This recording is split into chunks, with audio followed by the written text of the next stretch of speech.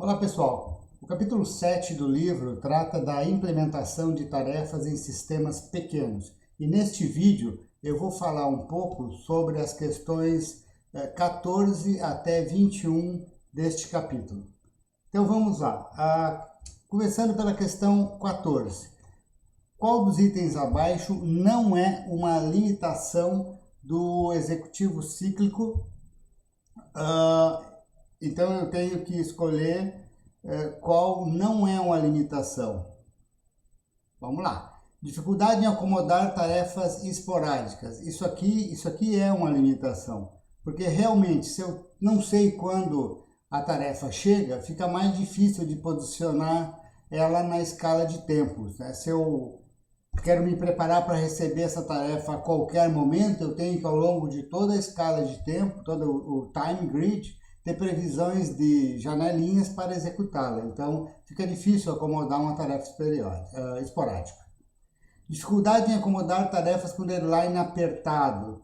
Sim, isto também é uma limitação, porque imagine que eu tenho uma tarefa de emergência. Quando ela chega, eu tenho que executá-la imediatamente. Pô, mas então eu vou ter que deixar espaço ao longo de toda a escala de tempo para executá-la tão logo ela chega, e eu não sei quando ela chega.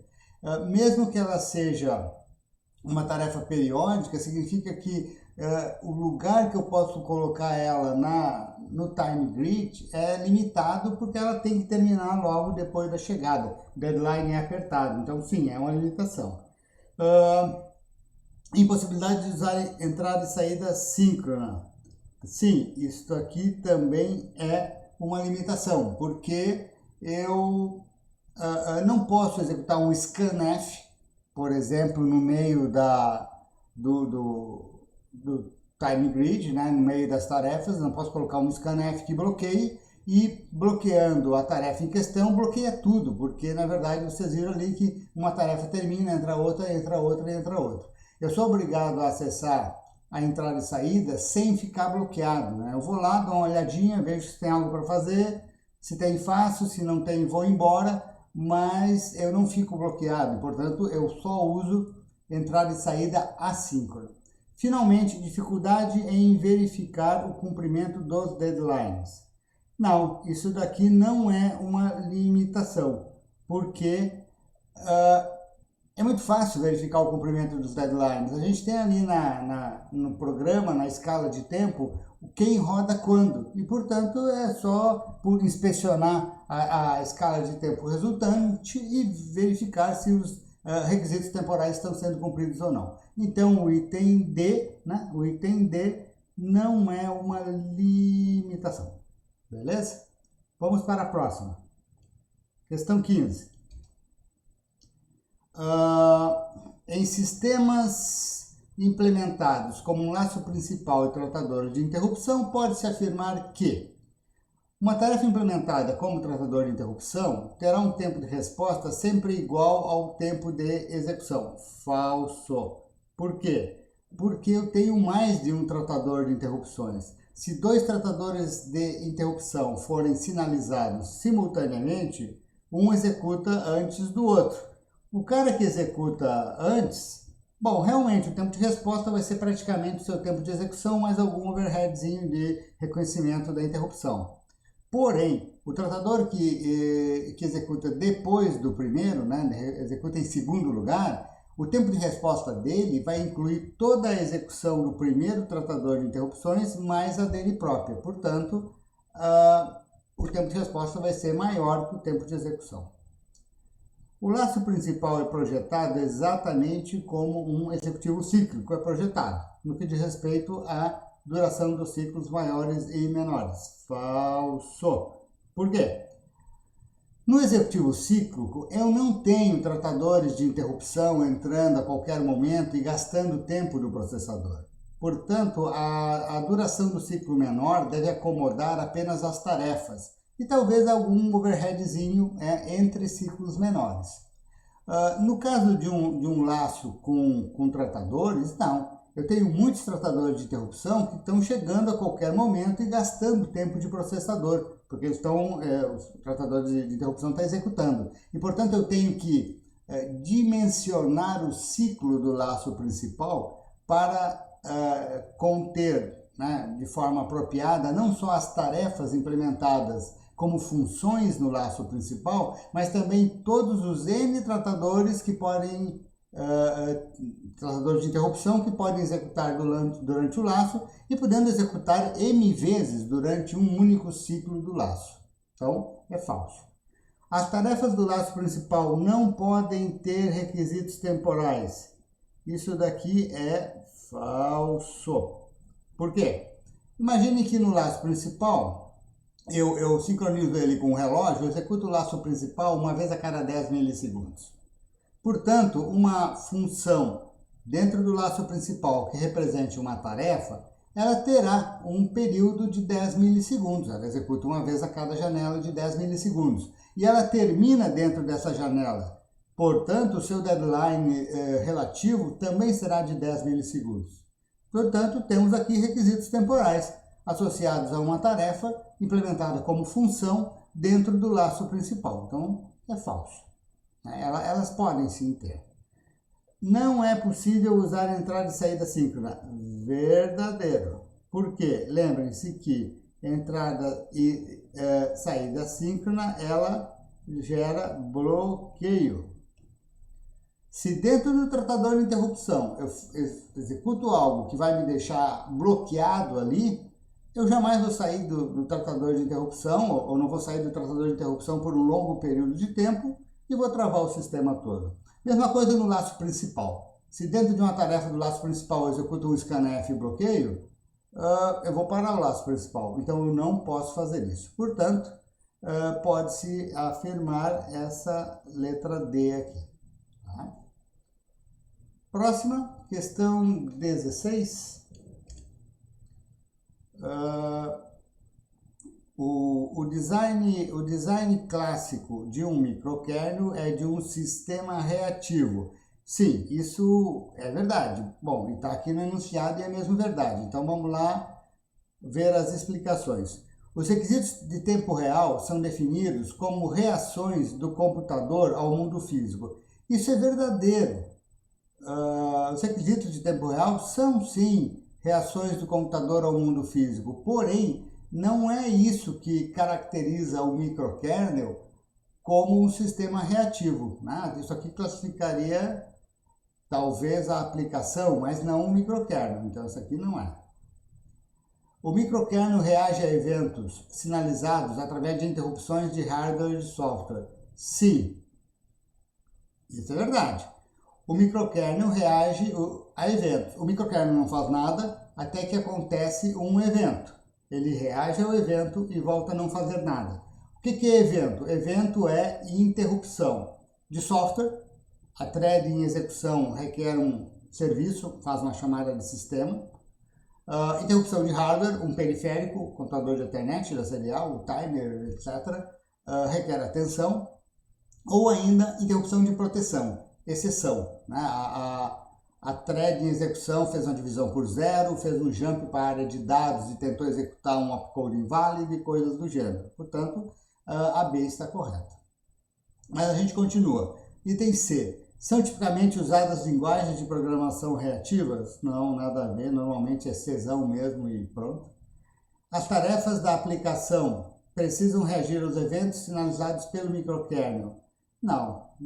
Embora até seja possível nós termos esse tipo de coisa, às vezes a aplicação pode dizer para o microkernel, olha, quando acontecer tal coisa, executa essa minha função X aqui. É o que a gente chama de callback. Né? A aplicação chama o microkernel e dizendo, olha, quando ocorrer tal evento, tu me callback, né? Me chama de volta, chamando esta minha função X aqui. Mas não é isso que caracteriza o design do microkernel como um sistema reativo. Portanto, nós temos aqui o item B. Pois bem, foi a questão 16, né? Vamos agora para a questão 17. Qual o impacto potencial de uma interrupção gerada pelo controlador da serial sobre o estado das threads do sistema? Como o carinha aqui está falando de threads, eu estou imaginando que nós estamos falando então de um microkernel que suporta threads e, portanto, ele vai ter que mudar os estados das threads conforme os eventos, que acabamos de falar disso, né? E aqui uma interrupção de hardware, no caso o controlador da serial requer atenção. Para responder essa questão, a gente tem que lembrar aquela figurinha clássica dos estados das threads. Nós temos a criação da thread, aí ela vai para o estado de apto, que em inglês o pessoal chama de ready queue, né? Um dia o escalonador escolhe alguma thread apta e põe ela para running, né? Para executando, até que ela faz uma chamada de sistema, sleep, get char, etc. E aí ela vai para o estado de bloqueado. Em inglês o pessoal usa o blocked ou às vezes também o waiting. Finalmente, isso aqui então nós temos uma interrupção de software que sinaliza a chamada de sistema. No futuro, o timer, o controlador da serial, o controlador disso e daquilo, gera uma interrupção de hardware dizendo, olha, aquele negócio que vocês pediram está pronto. E isso permite que a thread saia do bloqueio e volte para a fila de aptos, né? Então aqui ela deu um get char, o controlador do teclado gerou uma interrupção de teclado, tecla pronta, a thread volta aqui para a execução, né? E por aí vai. Deu um sleep, esperou um tempo, o timer interrompeu, dizendo, passou o tempo, a thread sai do sleep, do bloqueio do sleep, e vai para o apto, e por aí vai, né? É claro que um dia, tipicamente uma chamada de autodestruição, nós temos a destruição da thread. Bom, isso aqui está melhor explicado lá no texto do livro, obviamente, mas com isso em mente, vamos aqui para os itens. Thread executando pode ser substituída por uma thread liberada de mais alta prioridade. Vamos lá. A thread X está rodando e vem uma interrupção do controlador da serial. O microkernel verifica que a thread Y estava à espera desta interrupção, estava bloqueada à espera dessa interrupção, que veio, a thread Y está liberada, released em inglês, e a thread Y vem para o estado de apto. Mas aí o microkernel chama o escalonador e pergunta para o escalonador, olha, o que eu faço aí? O escalonador olha e vê que, não, peraí, a thread Y é de alta prioridade. Então nós vamos fazer o seguinte, a thread X volta para a fila de aptos e nós colocamos, então a thread X volta para a fila de aptos, o contexto da thread Y é carregado e ela passa a executar. Portanto, sim, a thread X executando pode ser substituída por uma thread liberal de alta prioridade, isso é verdadeiro. Vamos lá. A thread executando pode ficar bloqueada? Não. Por quê? Porque a thread Y executando, vamos supor agora que é Y, ela não tem nada a ver com o peixe, ela estava lá executando, o controlador da serial interrompeu, provavelmente porque tem outra thread usando a serial, e não, ela até pode ficar apta e ceder o lugar para uma thread de mais alta prioridade, como vimos no item A. Porém, ficar bloqueada não faz sentido, pelo menos não no caso normal, típico, usual. Sinaliza o término da fatia de tempo da thread executando. Não, quem sinaliza término de fatia de tempo é a interrupção de timer, né? Fatia de tempo, timer. Portanto, não é o controlador de serial que sinaliza fatia de tempo, né? É claro que tu pode... Em sistemas operacionais, tu sempre pode fazer tudo, né? Tu pode fazer alguma maluquice do tipo, não, eu vou ficar mandando caracteres a cada 1 milissegundo, quando o caractere chega lá, ele gera uma interrupção do controlador de serial, e aí o microkernel usa isso para terminar a fatia de tempo. Quer dizer, é uma maluquice completa, é possível de implementar, e até relativamente fácil de implementar, mas é um negócio que não faz sentido e ninguém faz isso, ou não deveria fazer, após ler o livro Fundamentos dos Sistemas de Tempo Real. Finalmente, thread apta pode ficar bloqueada? Não, a thread apta ela quer o processador para executar. Depois, se ela passar para executando e fizer uma chamada de sistema que cause bloqueio, né, aí ela poderá ficar bloqueada, mas de apto para bloqueado não. Então é falso e isso nos deixa, portanto, com a opção A. Pois bem, questão 17, acho que está legal, vamos para a questão 18. Questão 18. Com respeito à implementação de chamadas de sistema como interrupções de software, né? Então, chamadas de sistema como interrupções de software, assinale a alternativa falsa, porque o cara sempre tem que pensar que é o contrário, né? É a falsa que tem que marcar. Então, vamos lá. É possível evitar chamadas de sistema desabilitando as interrupções? Não. Quando tu desabilita interrupções, tu desabilita as interrupções de hardware, aquelas causadas por controladores de periféricos. A interrupção de software é uma instrução de máquina que a thread em execução, né, executa, né, via o processador, e não importa se interrupções estão ou não desabilitadas, a interrupção de software vai acontecer. B, então. A aplicação não precisa conhecer os endereços das rotinas do microkernel. Isso é verdadeiro. Porque, normalmente, se eu quero fazer um sleep, eu movo um código para um registrador e dou um int 21 hexa, um int 80 hexa, alguma coisa do gênero. Então, eu realmente não preciso saber o endereço de memória onde estão as rotinas do microkernel. Na verdade, essa é uma grande vantagem de implementar chamada de sistema como interrupção de software. Na ativação de um tratador de interrupções, as interrupções são automaticamente desabilitadas. Então, essa aqui, ela é basicamente verdadeira. Alguém poderia protestar, né? Eu vou fazer aqui um tiozinho aqui, mais ou menos, porque tipicamente na ativação de um tratador de interrupção, as interrupções do mesmo tipo são desabilitadas e de prioridade mais baixa, essas são sempre desabilitadas. Isso é bastante comum. Interrupções com prioridade mais alta, aí depende de como o microcontrolador foi configurado ou do microcontrolador em questão, tá?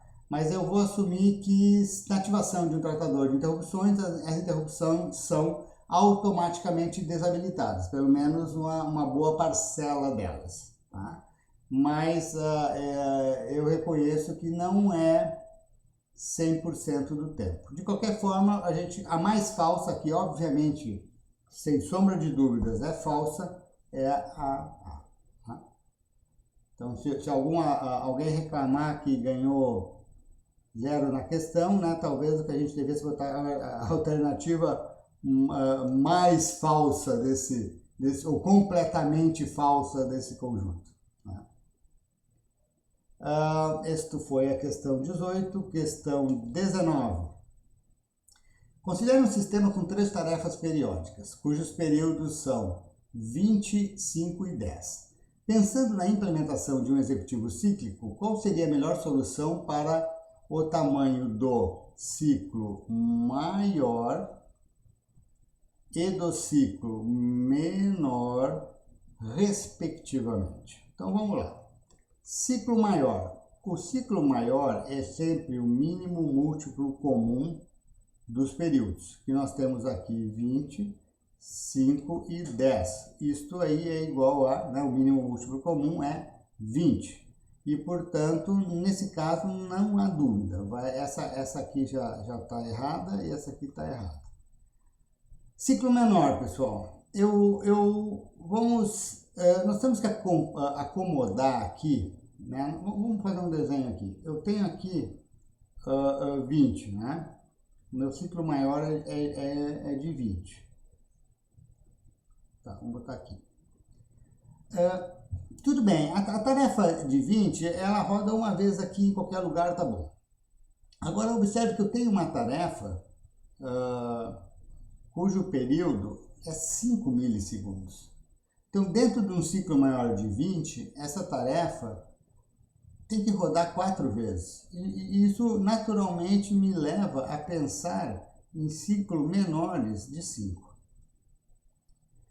A de 20 tá legal, é uma vez na cada ciclo maior. A de 5 milissegundos é 4 vezes aqui. E a de 10, bom, se eu rodar uma vez a período 10 na primeira metade e rodar outra vez a de período 10 na outra metade, tá legal, né? Eu atendi.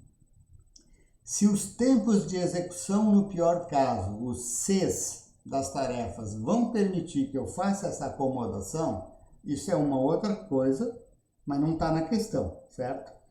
Olhando apenas para os períodos e para o ciclo maior e ciclo menor, eu chego à conclusão que eu vou querer um ciclo maior de 20 milissegundos, né, e um ciclo menor de 5 milissegundos. Então, essa aqui é verdadeira. Descartamos essa, ficamos com a opção C. Próxima questão. Questão 20. De novo, né, agora vamos falar de chaveamento de contexto, né, assinale a incorreta. Vamos lá. A troca de contexto entre threads é uma operação delicada, sim, porque se tu deixar um bit de um registrador não salvo, o fluxo de controle da thread vai ser corrompido e ela não vai funcionar. Por isso que normalmente troca de contexto é programada em assembly, com um profundo conhecimento da arquitetura do microcontrolador ou microprocessador em questão, onde o conteúdo de todos os registradores deve ser salvo, garantindo sua integridade. Sim, isso aqui é totalmente verdadeiro. Imagine que o programa de vocês é interrompido e o microkernel não salva direito o acumulador. Significa que num ponto aleatório da execução do programa de vocês, o conteúdo do registrador, do acumulador, varia aleatoriamente. O cara salva uma coisa e põe outra de volta depois. É o caos, né? Não tem programa que vai funcionar assim. O microkernel, item B, o microkernel é responsável por manter as informações relativas ao contexto de execução de cada thread. Sim, senhor, é verdade, né? Quando a thread é temporariamente suspensa, o microkernel salva no bloco descritor da thread todas as informações necessárias para ela, para que no futuro ela possa retomar a sua execução do ponto onde parou. As threads podem ser suspensas para a execução de outras threads de mais alta prioridade. Com certeza, porque é exatamente para isso que a gente quer o microkernel, né? Eu estou rodando lá uma thread que anima o logo da empresa na tela, vem a thread que faz o controle realimentado da planta, eu paro a thread de baixa prioridade para rodar a de alta prioridade, depois retomo a de baixa prioridade. Então está correto. Não é possível relacionar matematicamente o deadline absoluto com o deadline relativo. Isso aqui é mentira, é falso. Por quê? O deadline absoluto da tarefa I sempre será igual ao seu instante de chegada. Normalmente a gente usa o instante de chegada mais o deadline relativo, né? Se eu cheguei, vamos supor, se eu cheguei às 10 horas e tenho 15 minutos, desculpe, está errado aqui, vamos de novo. Se eu cheguei às 10 horas e tenho 15 minutos de prazo, o meu deadline absoluto será 10 horas e 15 minutos, tá certo? Mais propriamente denotando a situação, né? Quando a tarefa I tem a sua J-ésima chegada, o horário da chegada J da tarefa I mais o deadline relativo da tarefa I, o qual é uma constante, vai me dar o deadline absoluto do job J, né, da J-ésima chegada da tarefa I. Ou seja, a tarefa I tem um deadline relativo único. Né? Ah, tem que sempre fazer em 10 milissegundos esse cara. Tá. Ele vai chegar trocentas vezes. Os trocentas é o J. E sempre que ele chegar, ele vai ter um deadline absoluto para aquela chegada. Então, nós temos aqui uma relação matemática entre deadline absoluto e deadline relativo. Isso aqui é falso. Como o enunciado da questão pede afirmativa incorreta, né? Então ficamos com a D. Última questão, pessoal. Questão 21, vamos lá. Sobre o microkernel, é falso. Opa, fica esperto aí, é falso. É um sistema reativo? Não, é óbvio que isso aqui é verdadeiro, né? O microkernel é um sistema reativo, a gente acabou de ver isso. O microkernel é uma aplicação do usuário? Não, não é, né? O microkernel é o microkernel, a aplicação de usuário, ela se aproveita dos serviços fornecidos pelo microkernel. O microkernel chama o escalonador para escolher a próxima thread a executar? Sim, sempre que ocorre um evento sinalizado via interrupção. O microkernel responde ao evento e aí pergunta ao escalonador qual thread a seguir ele deverá executar. Né? O escalonador escolhe e a gente carrega o contexto dessa thread para os registradores da máquina, a partir de quando, então, a thread em questão, as instruções de máquina da thread escolhida passam a executar. O escalonador é um módulo, é uma função, né, uma subrotina dentro do microkernel. Tipicamente não implementa proteção entre threads. Sim, o microkernel típico, ele não separa as threads em termos de direitos. O que uma thread pode fazer, todas as outras threads podem fazer também. E toda a memória que uma thread acessa, as outras threads podem acessar também. É tipicamente, tá? Existem exceções, mas tipicamente é isso. Quando eu tenho um kernel de maior porte, aí, como isso é tratado no capítulo 8 do livro, né? Aí sim eu passo a ter proteção entre processos. E o próprio conceito de processo está relacionado a essa ideia de proteção entre processos. Como a gente quer o item falso, a gente fica com o item B. Com isso, nós temos aqui a solução para as questões 14, né? 14 a 21 do capítulo 7 do livro. Tá? Até mais.